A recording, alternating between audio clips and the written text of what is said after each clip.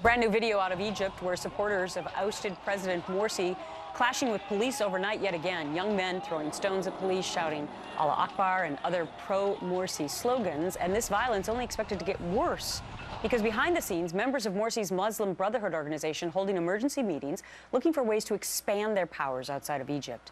Erick Stakelbeck, author of The Brotherhood, America's Next Great Enemy, is my guest this morning. Good morning to you, Erick. Good morning, Gretchen. As you're watching this unfold, and then on top of everything, you've written this book specifically about the Muslim Brotherhood, but now we're seeing what's happened in Egypt, Morsi thrown out, but yet within the last 24 hours, some sort of an emergency meeting taking place in Turkey with the Muslim Brotherhood. What do you make of it? Yeah, Gretchen, the Brotherhood didn't wait very long, and this is their MO. This is a very stealthy organization. They work and they move in the shadows behind the scenes. Now, this meeting included Brotherhood leaders from the Middle East, from Europe, and from Hamas.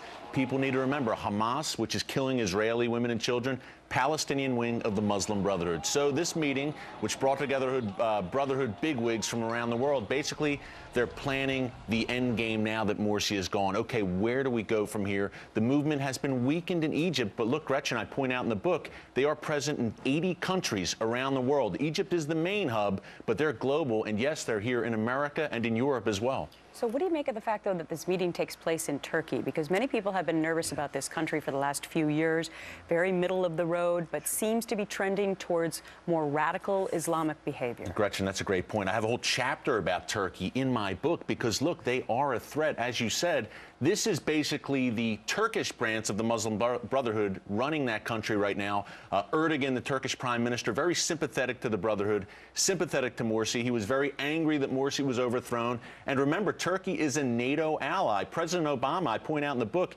talks to Erdogan, the Turkish leader, more than any other world leader other than David Cameron.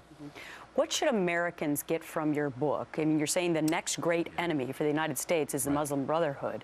What should Americans fear and get from your book? Gretchen, here's a point for you. Without 9/11, I point this out, or without the Muslim Brotherhood, 9/11 would have never happened. And I say that because the Muslim Brotherhood is the granddaddy of them all when it comes to Islamic terror groups. They spawned al-Qaeda, they spawned Hamas. All the terrorist chaos we're seeing now around the world started with the Muslim Brotherhood. Their ideology, jihad, martyrdom. Al-Qaeda picked it up, ran with it. Bin Laden, Zawahiri, Khalid Sheikh Mohammed, all of these al-Qaeda kingpins belonged to the Muslim Brotherhood before they formed al-Qaeda. The Brotherhood is the gateway drug to terrorism, and the American people need to know that and need to know what this group is all about. And they are here, as I point out in the book, they are here in America.